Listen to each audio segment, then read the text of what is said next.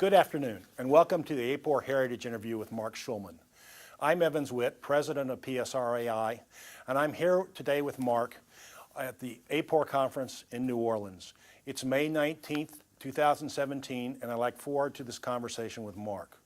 Mark is a longtime survey researcher, a longtime member of AAPOR. We met at an AAPOR conference that's fortunately been lost in the dustbin of history. Mark and I have worked together on many projects over the years. Mark has made many contributions to the industry, and we look forward to hearing from him today about his contributions and how he thinks the industry can move forward. An interview, take one. So Mark, let's start way back at the beginning. Where did you grow up? Grew up in Philly and really knew nothing about polling, survey research. Went to college in Maryland at Washington College, majoring in political science, which was my love and remains my love, politics in particular, with no intention of going into polling or survey research, knew nothing about it. My major interest was media. In fact, I was a high school newspaper editor. I was a college newspaper editor. I spent 2 summers as an intern at the Philadelphia Inquirer when we had real newspapers, which I'm sure you know about, Evans. I went off to the University of Wisconsin to do my graduate work. What I didn't understand was that I thought I was preparing myself for a career in journalism. I was getting a master's degree to bone up on the kinds of issues that journalists cover. What I hadn't anticipated was that the University of Wisconsin was really a mecca of quantitative research, not exactly what I had in mind. So I finished my master's degree at Wisconsin, realizing that I may be headed in a slightly different career direction because this was not what I thought. Maybe I'm headed to a career in academia, which brought me to Rutgers University and the Eagleton Institute, where I was finishing up my PhD and teaching and doing some other things when, of course, something happened, and that was that the director of the Eagleton poll, which was then one of the few statewide polling organizations, suddenly left. And the director of the Eagleton Institute, Alan Rosenthal, who all of us love dearly, was looking around for someone in the department who had training, quantitative training, to carry on the polling. And my name popped up because Rutgers at that time was not deep in quantitative research. And Alan came to me and said, well, you have this master's degree from Wisconsin, and you've done research methods and other quantitative research. Do you want to help us out with the poll? Well, I said, of course. You know, this is an interesting opportunity. I'm always fishing around for new adventures, and this was a new adventure. And now understand that all of the training I had done was nearly worthless in terms of practical applications of research. Yeah, I had aced a course or a year of quantitative research, but truthfully, I knew almost nothing about polling.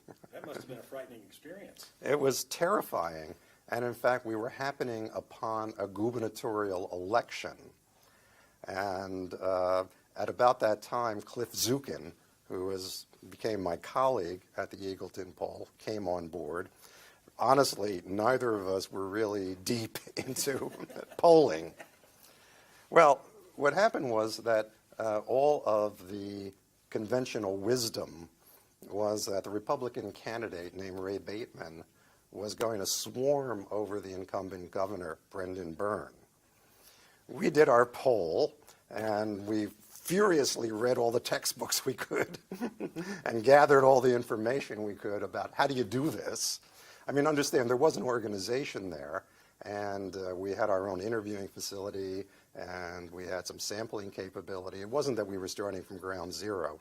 We had some very talented people who were working with us, including Janice Blue, by the way, so that we weren't entirely naked in terms of proceeding. But so we did our poll, and we were a bit naive about some things, but our poll found that contrary to the conventional wisdom that Ray Bateman was going to bury the incumbent governor, Brendan Byrne, we had Byrne on top. Well, we took our findings before we released them to the director of the Eagleton Institute, Alan Rosenthal, who pored over them and just said, "You nitwits, what have you done? This is impossible." But anyway, we convinced him, after having gone through every stage of what we did, that that's what we found. That's the data. So Alan agreed that we would release it, but we would also put in all kinds of caveats about the limitations of polling and timing and, snapshot. And so we protected ourselves, sort of. Well, election day came, and my God, Brendan Byrne won. Our poll was actually surprisingly right on. And there was jubilation at the Eagleton Institute because we were statewide heroes, us pollsters. And in fact, at that time, the Eagleton poll actually was named the New Jersey poll. And I once asked Alan, I said, "Why is it called the New Jersey poll rather than the Eagleton poll?" And Alan said, "I don't want to be associated with that poll." Anyway, after we were triumphant in correctly predicting against all evidence, other evidence, that Brendan Byrne would win, Alan actually changed the name of the poll to the Eagleton poll, to which it's called today. So that's sort of how I got started in the industry. And that's how I became, unexpectedly, Mark Schulman, pollster. So how long did you stay at Eagleton? Well, I was with the poll for about 2 years. And what I discovered, I was still teaching as well, American government. But what I discovered along the way was I sort of liked polling more than I liked teaching. I mean, I enjoyed teaching, but I love the challenges of polling. I love the topics we were covering. I'm sort of a little bit dilettantish, and I love pursuing lots of different things. And I was thinking to myself, boy, this is really fun. I really love this. I never thought about ever pursuing I didn't know anything about it. Also, I knew nothing about the industry. I knew nothing about the profession. And I thought, well, if I wanted to pursue a career outside of academe, where do I turn? So I thought, well, the only two pollsters I knew at the time were Lewis Harris and George Gallup, Mr. Harris and Mr. Gallup. And so I sent letters, naively sent letters to both of them. I'm not expecting, any kind of response, but just to sort of feel it out, informational interviews, stuff like that. And about 3 days later, I got a call from Humphrey Taylor, who was Lou Harris's number 2 at the Harris organization, Harris Associates, asking me to come in for an interview tomorrow. And, well, first, I was in a state of shock, number one. Number two, their headquarters were at Rockefeller Center in New York. And honestly, I didn't even own a suit. I didn't even have a set of clothes that I could possibly wear to Rockefeller Center to meet with the great Lou Harris. So I was frantic. And I said, Humphrey, I'm teaching a class tomorrow. How about Thursday afternoon? And Humphrey said, yeah, that's fine. Okay. Well, of course, I ran out immediately to a men's clothing store and said, I need a suit immediately. Do you have anything that you can fit me and have it ready by Thursday morning? Because I'll just put it on and hop the bus into New York. We were in New Brunswick. And, and they said, yes, we'll have it ready by Thursday morning.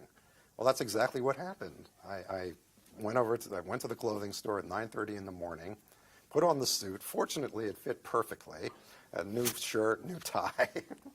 Hopped on the bus, and there I was at Rockefeller Center with my new suit and adorned properly for Rockefeller Center. And I'm ushered in to meet Lou. And I was really terribly nervous because Lou was one of the high priests of polling at the time. I mean, Lou knew everybody. People credited Lou, among other things, with being a major factor in John F. Kennedy's presidential campaign, the West Virginia primary. Lou had encouraged him. Anyway, there's a lot of mythology about Lou. And Lou was always on television. He had a contract with ABC at the time. And I was sort of shaking in my boots. So anyway, I sit down in Lou's office, the corner office in Rockefeller Center, windowed overlooking St. Patrick's Cathedral. And I'm thinking, boy, this is, this is really impressive. Anyway, Lou and I started to talk. 2.5 hours later, Lou said, "Oh, you're hired." And then he took a step back and said, "Oh, how much money do you want?" And I had asked one of my colleagues, Steve Salmore, who had some familiarity with pay scales, just in case. Anyway, I gave Lou a figure, and Lou went like that. And I thought, oh, I really blew this. Here I am, an opportunity to join one of the great polling firms, and I really blew it. Lou went like this. No. Too low, too low. And he upped it by $5,000, which in 1977 was big money, much bigger than it is today. When can you start? And he said, "Can you start tomorrow?" Anyway, this all, my head was in the clouds. And I said, "Well, I really can't start tomorrow, but I can start on Monday." And Lou said, "That's fine." Well, what I didn't know, because everything's a matter of timing. In fact, I was having lunch today with some young folks entering the profession, and they were asking me, what does it take to land a job at a major organization? And I said, be persistent. I said, it's a matter of timing. I said, sometimes a contract hits and suddenly a company needs to staff up immediately. Well, that's exactly what happened. Lou had just landed a big contract with HUD, with HUD, to do a major survey of urban America. And truthfully, the survey was a little over the head. The timetable was impossible. I mean, what I didn't know when I went to work that Monday was that the survey had to be done in about 8 or 9 weeks.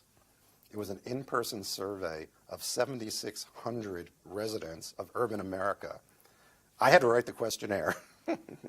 I had to arrange to work with the Harris folks who were responsible for fielding it. And I had to do the analysis. Anyway, I was in a state of shock, finding out exactly what my timing had brought me. That was an impossible task that was going to bury me. So this was your second poll? And it's my second career. I had done polling at Rutgers, at Rutgers before. So I showed up Monday morning, and I thought I'd better talk with the Harris field operation because interviewing 7,600 people in urban America seemed to me like quite a challenge. At Eagleton, we had done mainly telephone research, okay? But this was in person, okay? So I went to the Harris field office. They didn't know who I was. In fact, I didn't even know where they were. Someone said, they're down the hall, okay? Went in there, and I talked with the head of the field at Harris, and I explained to her what needed to be done. And she said, I should clarify a few things for you. This has to be done in cities, right? And I said, yeah, it's for HUD. She said, well, I just want to point out that there are certain areas where we don't send interviewers in cities. and she pulled out a map of Detroit. And she said, here's the area that we redline where we don't send interviewers. I looked at the map and I said, well, Marge, this is like the entire city. I said, I'm not sure this is going to work for a HUD survey of urban America. And she said, well, that's the way it is. Anyway, I found my way back to my office, and I saw Marge passing by my office, looking in, saying, I quit. And she literally walked out. And anyway, somehow, through the help of a lot of people who I still am very thankful for their work, we got it done. And I got the data back. I wrote the report, sheepishly handed it to Lou, because the report was actually going out under his name. In other words, I was the ghostwriter of the report. I was terrified, and I was exhausted after all that had happened. My office, by the way, was way down the hall at Rockefeller Center on the 11th floor. And about 2 hours later, I looked up in the door frame, and there was Lou framed by my door frame, shaking his head. I thought, oh no. I said, after all of this work, did I blow it again? And Lou walked into my office, put the report down on my desk, opened to the first page, and he said, you see this footnote? We don't use footnotes in Harris reports. Lose it. And I said, is there anything else? No, just lose that footnote. And he walked out. So that was my trial by fire at the Harris firm. A few weeks later, oddly enough, my office was moved from way down the hall to the office next to Lou's. So, How was your HUD poll received? actually very well. It resulted in testimony before Congress. It pointed out the need for Congress to and government to invest more in urban America. We found specifically areas where there was the most need, and I was very proud of the survey, but it nearly did me in. But that, as I said, seeing Lou framed in my door, shaking his head again, lose it. What were some of the other highlights of working with Lou? Well, we were doing the ABC Harris poll, and also the Harris firm at that time was a very glamorous place to work. First, Lou was very close to the Kennedys, and it was not unusual to see Kennedy relatives in and out of Lou's office, particularly Sergeant Shriver, who we saw a lot of, because the Kennedy family has always been involved in politics and had very high regard for Lou. There were always journalists there, particularly ABC. We had a contract with ABC at the time. Also, Lou had a series in Washington called the Harris Perspective. So several times a year, the senior people in the company, and I got to be a senior person accidentally, and we would meet with corporate CEOs. All the top journalists were there from the New York Times and the Washington Post and the broadcast journalists. And honestly, it's one of the most, it's the most glamorous place I could imagine working. So it was different than perhaps the experience of other folks, in that we seemed to be always in the spotlight. The Harris poll was always in the spotlight. And so it was really a great joy. On the other hand, you always felt that you were in Lou's shadow, because Lou was the personification of the company. And there came a point, and I didn't always agree with Lou's approach. You know, he had a very individualistic approach. You know, some of you may have read Lies, Damn Lies and Statistics, a book that was written about Lou.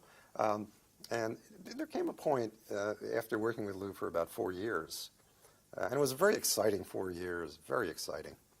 That I was thinking, you know, if I stay here, I'm always going to be in Lou's shadow. And maybe I need to stake out my own turf. And that was the start of my thinking that eventually evolved into Schulman, Ranke, Bucavalis, Inc., SRBI. I met with a few colleagues who sort of felt the same way, that it was sort of time for us to move on. Mike Bucavalis and Al Ranke. Al was the R, Bucavalis was the B, the I was Inc. at the time. And we decided to just start talking about the possibility of breaking off from Lou and maybe going in our own direction. We had a meeting at Al Ranke's kitchen in New Jersey. I still remember the meeting, where we tentatively talked about, can we do this?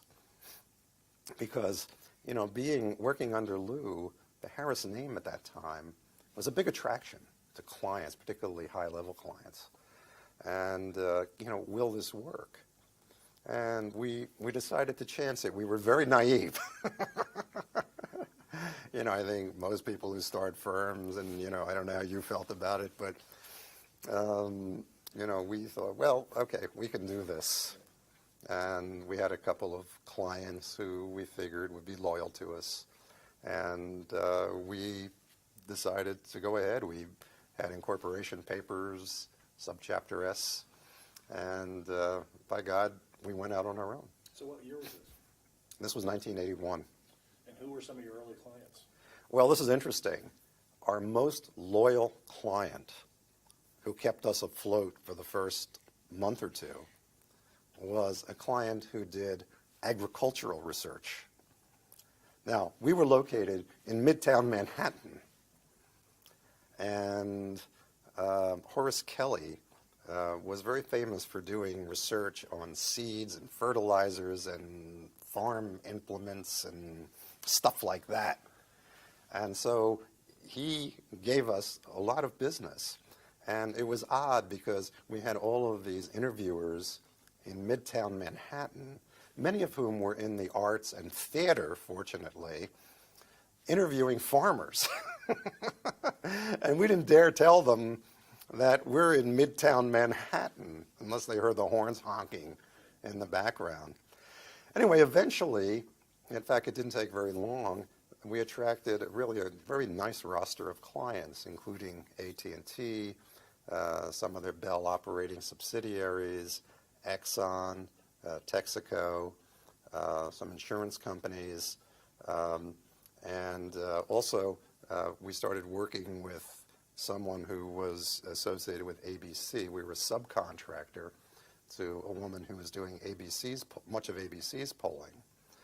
And so we actually got off to a fairly strong start after the first month when we were doing interviewing with farmers and implement salespeople.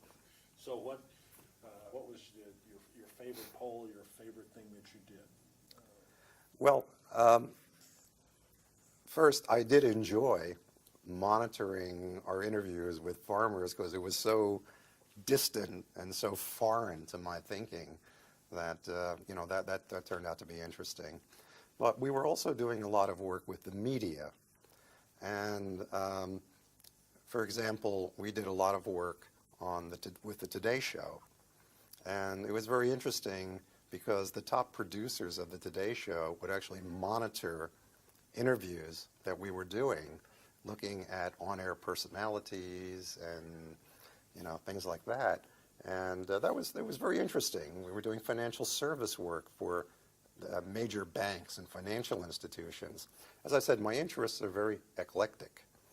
And so I was able to get into a variety of areas that I never expected, but I found very interesting, and it really rounded out my education.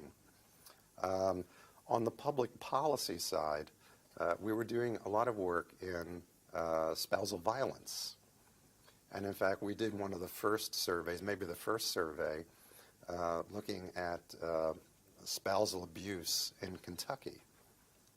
And as far as I know, there had never been a spousal abuse survey that was done by telephone. In fact, these were the early days of telephone, and people weren't really sure whether people would be candid to an interviewer who sat somewhere, 1,000 miles away. But we decided to take on the challenge. We were working with a group from the University of Rhode Island who were really very well known in the area of spousal abuse, spousal violence, family violence, and so on. And we first sort of experimented. We weren't sure how this would work or whether women, we were interviewing spouses, women, whether they would reveal to us what was happening in their household. We had a very well-developed questionnaire. The questionnaire itself was largely, not entirely, done by the folks at the University of Rhode Island, Rich Gillis and Mary Strauss. But we sort of edged into it, sort of toes first, did a lot of pre-testing. And we were very impressed by the pre-tests. In fact, what we felt was that maybe telephone is a better mode of interview because the spouses we were interviewing had no connection to the interviewers. In other words, if you're doing an in-person interview, usually someone in the community is the interviewer, and that person is then interviewing a neighbor or someone that they might know, whereas the distance between someone sitting in a telephone center, very isolated, interviewing someone, in Kentucky, seemed to work. In fact, I remember in one of our pre-tests, and what sort of convinced us that we should do this, that it made sense, was a woman, one of the questions which I had added is, how did you follow up when you experienced this behavior? And I had put a series of questions in about, did you call the police? Did you go to clergy? Did you go to friends? In other words, a whole bunch of things that you might have done, psychologists, to follow up if you were the victim of abuse. And as we were asking about the police, the woman said, honey, in this town, my hubby is the police. And I thought, yes, this works. So that was one of the early outstanding projects. We also did some work with Congress early on. We did a study of genetic testing in the workplace. The question there is, as science was progressing, we were able to see more and more of the link between one's genetic makeup and disease patterns later on in life. And the question that many were asking, is there a genetic underclass? In other words, you're perfectly healthy now, but if we know something about your genetic makeup, will that then in some way impact your work later on? And maybe we're not going to hire you because of the additional health care costs and, whatever. The thought, was sort of cursing through the political system. Now that we have this information, what's going to happen? Anyway, we interviewed the HR folks from Fortune 500 companies, maybe Fortune 1000 companies, and we found that there was great interest in this. In fact, we found there was some genetic testing that was going on, and it led to legislation at that time to limit or ban genetic testing as a factor in hiring. So, as I said, my interests were very eclectic, but it was fascinating to get into so many different areas. I could go on and on and on about studies. On the commercial side, because we were balanced between public opinion and public policy on the one hand, and commercial research on the other hand. On the commercial side, very early on, we were tapped by AT&T to work with them in the process of divesting the operating companies, the Bell operating companies. AT&T at one time controlled all telephone in the United States. All of the operating companies that provided the local service, almost all of them, were actually owned by AT&T. But with deregulation, AT&T was forced to divest the operating companies. And that meant that AT&T not only had to prepare for the divestiture and what impact that would have on AT&T, but also think about repositioning the company. One of the topics that we looked at, and they asked us, AT&T had traditionally been known as the Bell system. Many of you who are watching this tape probably don't remember that. But, you know, some of us of a certain age remember that it was Bell Telephone. And they asked us, should we retain the rights to the name Bell Telephone? What is it worth? How does it position us? And so we did a really major survey looking at what that term meant. And the term, in the eyes of many consumers, meant old technology, the old Bell system. As a result of that project, AT&T relinquished all rights to the name Bell Telephone. Also, we worked with them in examining institutional investors, because a worry that AT&T had at the time was, what impact is divestiture going to have on our stock? And how do we manage that? How do we reposition ourselves in the financial marketplace? And we found that there were opportunities at that time for AT&T to reposition itself as a technology company. And in fact, they followed that pursuit. Other things happened years later, and AT&T took a different direction. The AT&T of today is actually not the same as the AT&T in those days. But it was very exciting to sit in a boardroom and and be addressing corporate leaders, suggesting, recommending directions and repositioning, and that was not an isolated case. So I always wanted to hold on to the commercial side of our business, particularly financial services, telecommunications, in addition to the public policy work we were doing. Well, SRBI grew Yeah. enormously. Did the time come where you were spending most of your time managing and not actually working on projects and on survey research? Well, there was a time, but I couldn't give up being on the front lines. And as the company grew and became more specialized, we started creating divisions in transportation and healthcare, in telecom, in public policy, in media. But I still love the idea of being a utility infielder. That if a project came along that I had a passion about, that, by God, I was there. Also, for 10 years, we always did a lot of public opinion work. And for 10 years, we were working with Time Magazine. And because that was my true love, I was very much at the forefront of all the work we did. I wrote the questionnaires. I worked with one colleague to do the analyses. And I stayed the public face of SRBI with Time Magazine. So I couldn't give it up. Fortunately, I had some partners. Al Ronco was a great administrator. Al handled our field house and operations. Mike Bucavalis, who had a PhD from Columbia in public policy, nonetheless found that he enjoyed the financial work. That is, the books. When I say financial, I don't mean the books and working with our banks and our credit lines and all of that. So I was fortunate. I had some really talented partners who could take on that burden and leave me to the client side and continue to actually work, on the front lines. And then there came a time that happened to sell assets. Yeah. And you became part of an even larger organization. A much larger organization, yeah. There came a point when, first, Mike Bucavalis had retired. So it was Al and myself, and a very talented team.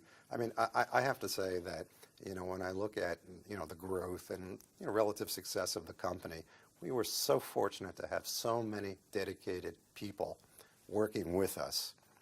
I mean, not only on the front lines in terms of client effort, but also in the back room in terms of our interviewing capacity. A guy named Bob Vojanovic ran all of our we had at one time had about 450 caddy interviewing positions, and dealing with the ups and downs day to day of that, which you're familiar with.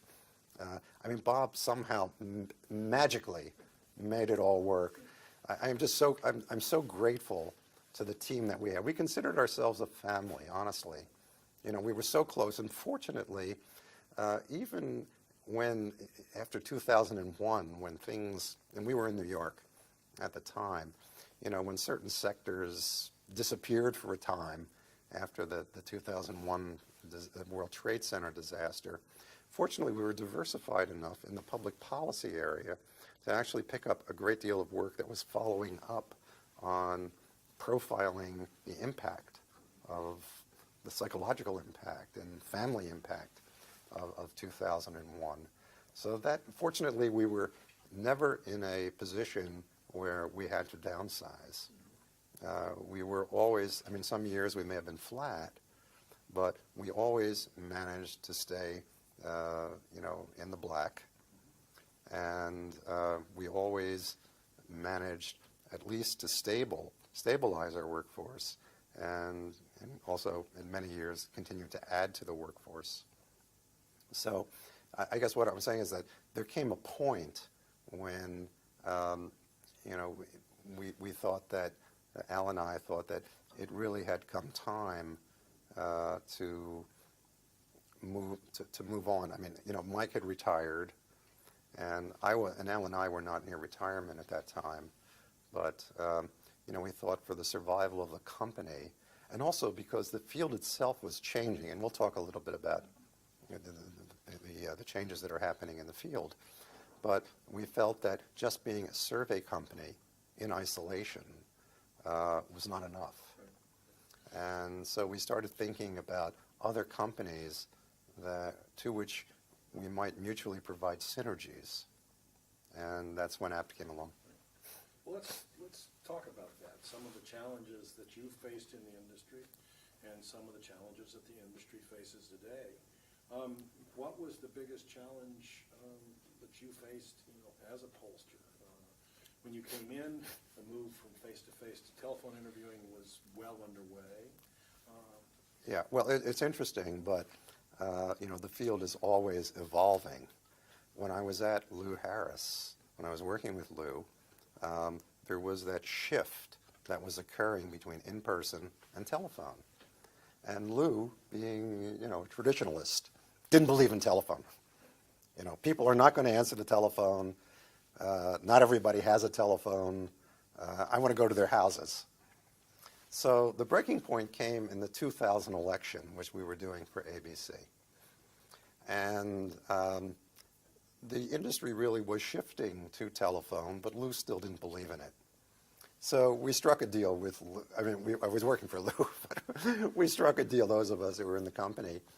And we said, Lou, you can do, your in-person interviewing for the 2000 election. This was Carter v. Reagan. But let's do a series of telephone surveys as well. And we could afford to do all this because of the ABC contract, because Lou had a column at that time. So we had the financing to do it. So we did both. And Lou was convinced that we were going to fall on our faces with telephone. People weren't going to answer the telephone. They're not going to tell us the truth. They're, whatever, the whole. But anyway, the results came, and they were exactly the same.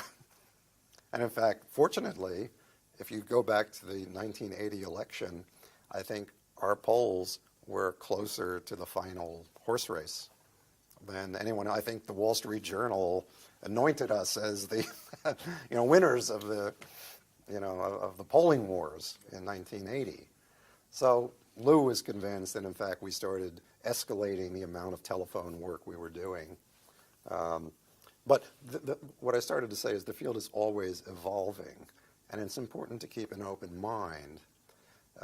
This time in particular is a time right now, 2017, when we're in the process of recalibrating in a very serious way.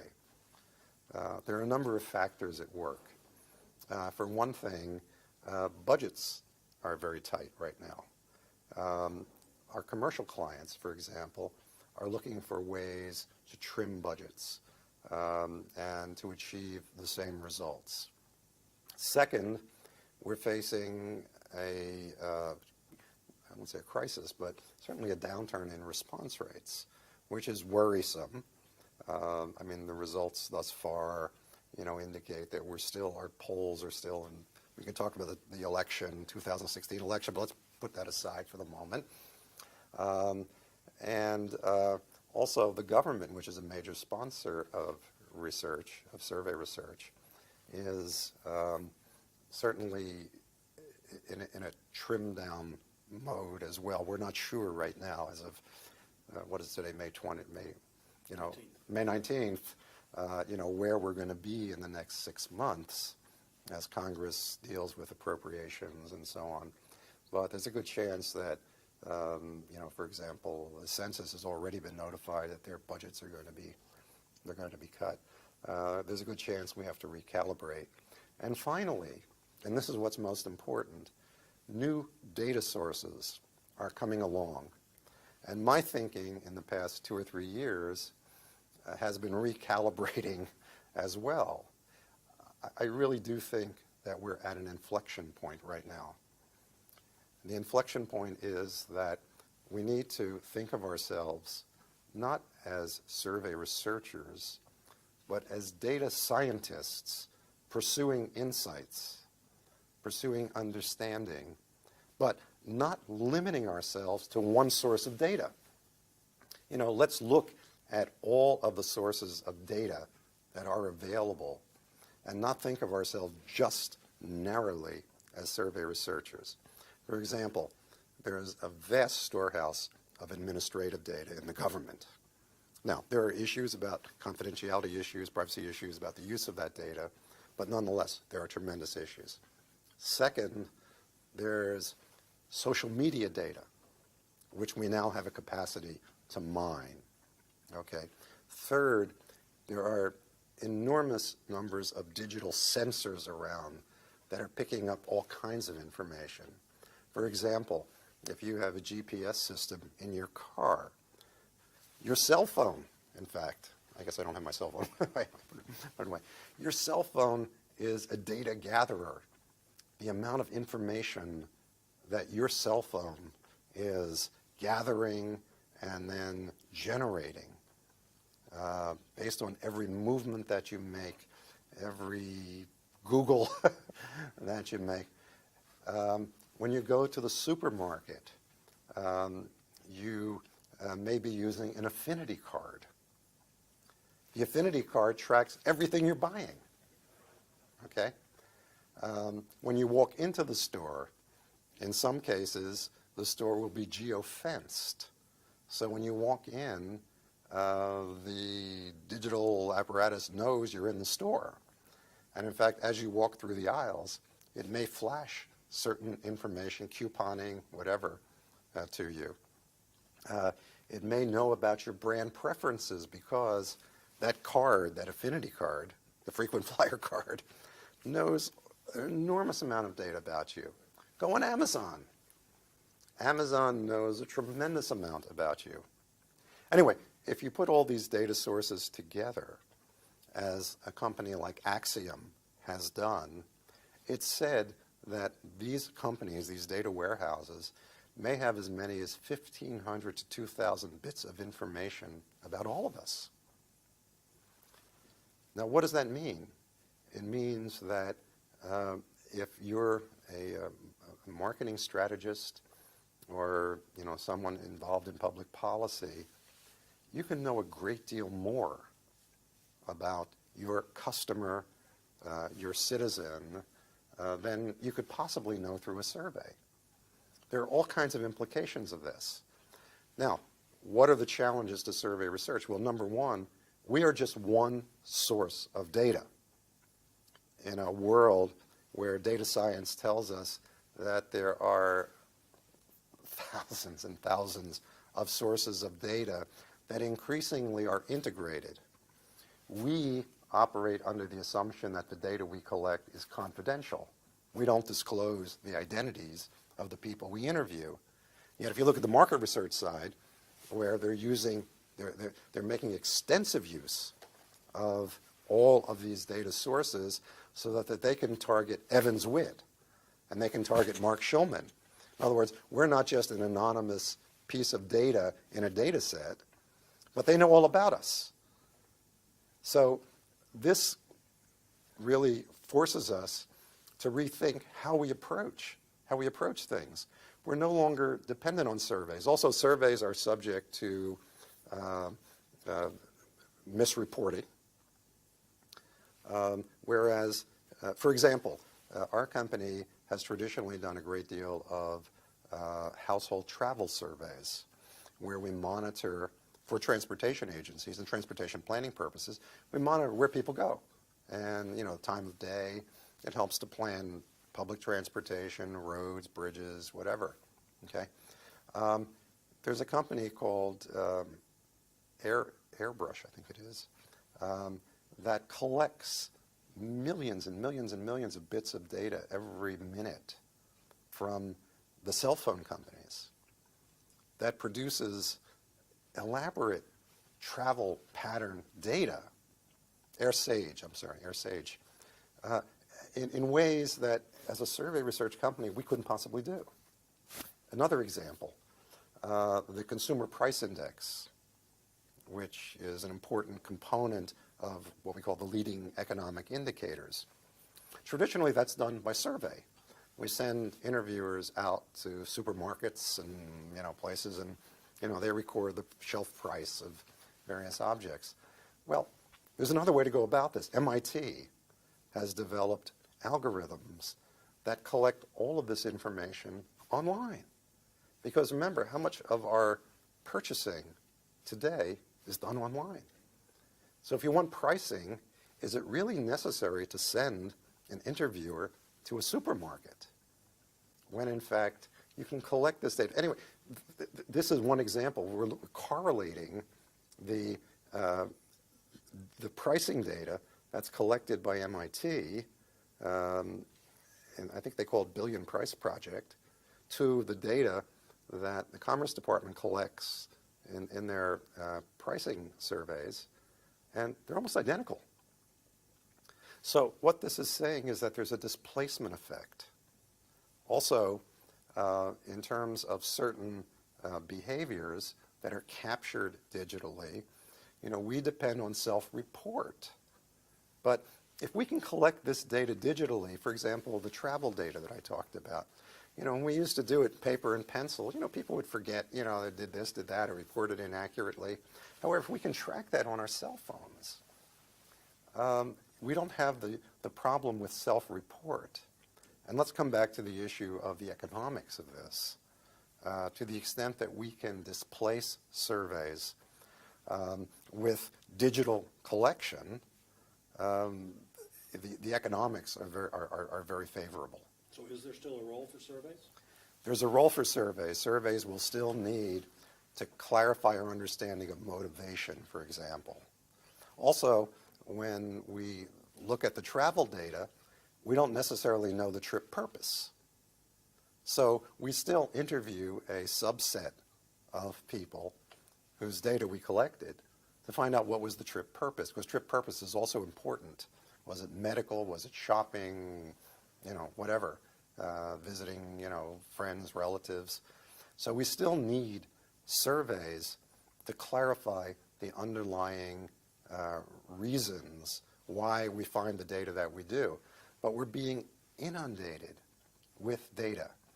And our job, and by the way, this data is still subject to the total error framework, that we shouldn't assume that just because we're collecting data, in graduate school, we call this barefoot empiricism. You take the data and just keep correlating and doing regressions and whatever. There's plenty of error in much of this data. So we still need to consider this data from a total error perspective, which we use in our surveys. So what role does AAPOR have? I mean, what role have you seen it in the past, and what role do you see AAPOR in the future? You've been president of AAPOR, 2002, 2003. Where do you see AAPOR now? Well, I think that AAPOR needs, going forward, to grapple with the fact that our profession is changing. The needs of the people we're recruiting into our profession, the training that they need, needs to be updated so that the folks that are coming out of the graduate programs have an understanding of data science, not just survey research. And they have to understand survey research because it's a complex mechanism in and of itself. But they have to understand how survey research blends in to the big field of data science, that it's one component of data science, and how do we utilize the data that's being generated with an understanding of its limitations.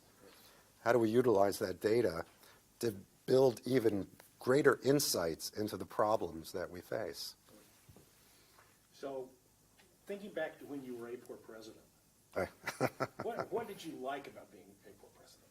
What was It was the thrill of a lifetime. Really?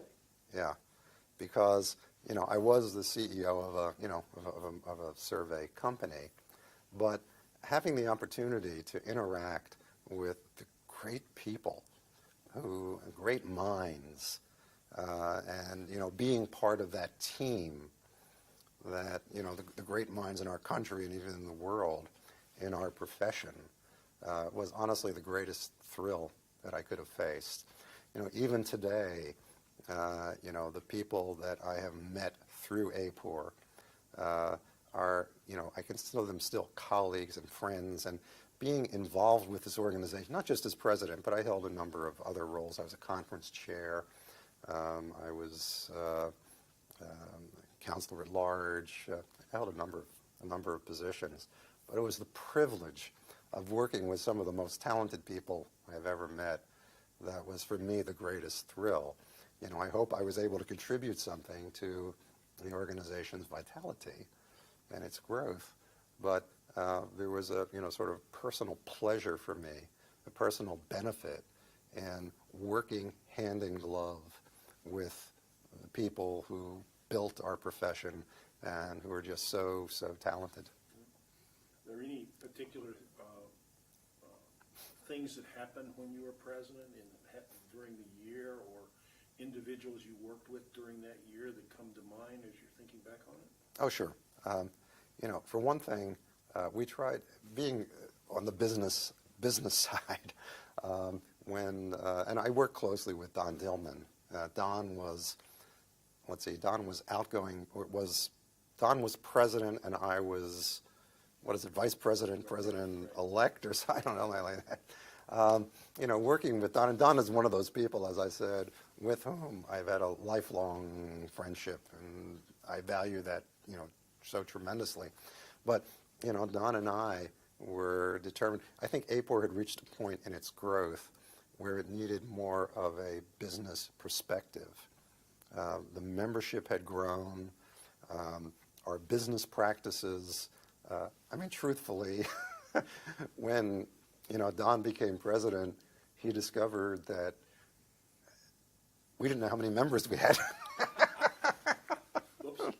Yeah. So, Don, and I certainly, consulted with Don, I think we decided it's really time to professionalize our operation. We had a wonderful woman at the University of Michigan who was our administrator, but the organization had grown to a point where it was beyond what she could handle. We didn't even know what our budget was. We didn't know how much money we had. We didn't know anything. Things had just spun out of control because of the growth of the organization, because of the growth of polling and survey research.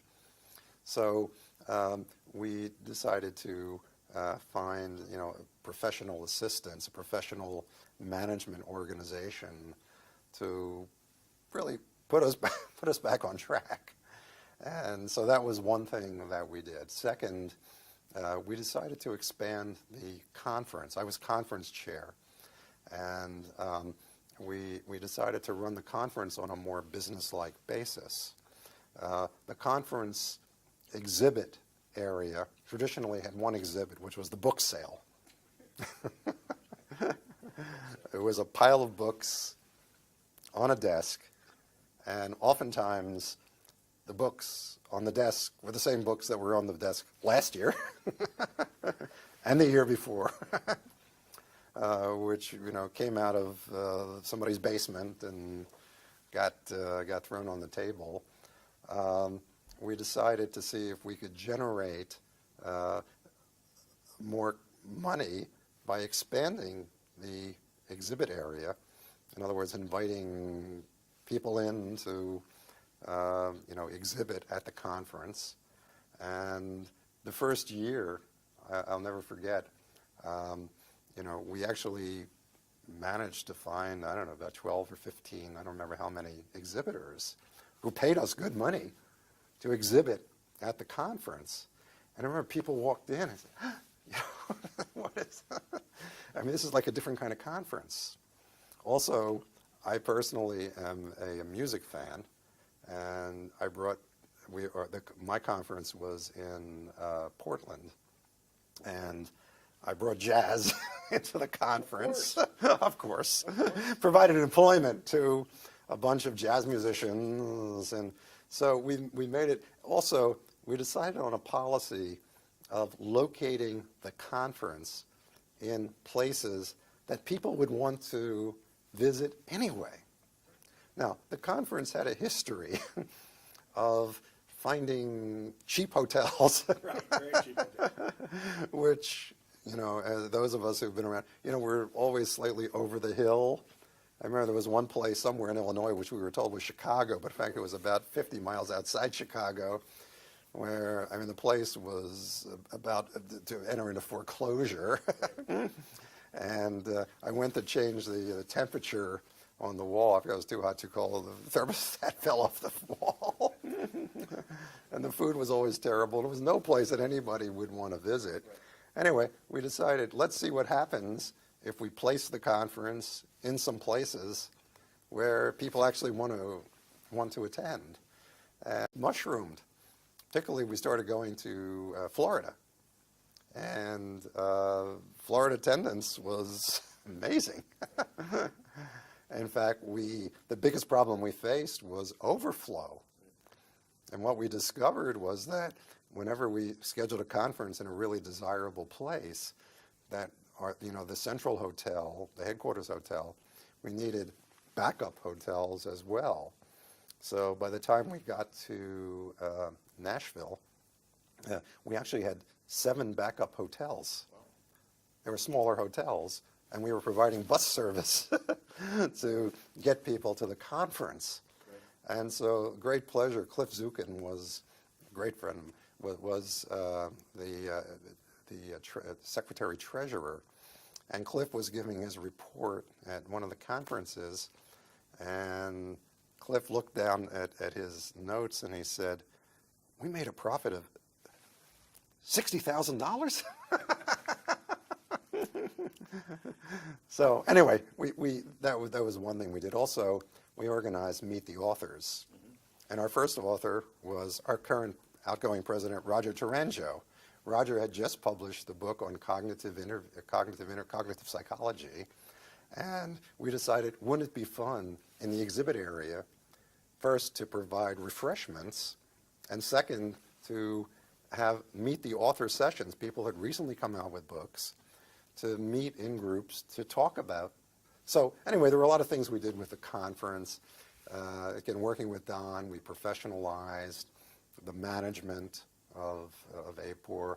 We finally discovered how many members we had and what our budget was and things like that. But the greatest pleasure of all for me was working with the finest people that I could imagine, and that to me was the reward. Well, Mark, Thank you. And what you've been up to? Thank you. And it's been a real privilege to be asked to sit for this interview and to be interviewed by my longtime friend and colleague, Evans Witt. So I thank you very much.